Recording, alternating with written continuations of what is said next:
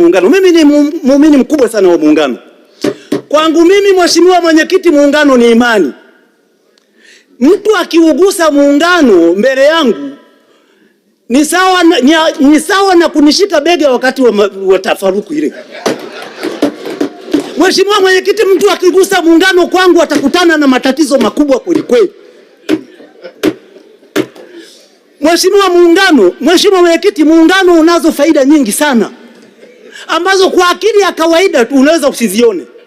Lakini nataka nikwambie Mheshimiwa Mwenyekiti, mimi ni mmoja ya watu ambao wako tayari kuulinda muungano kwa nguvu zangu zote.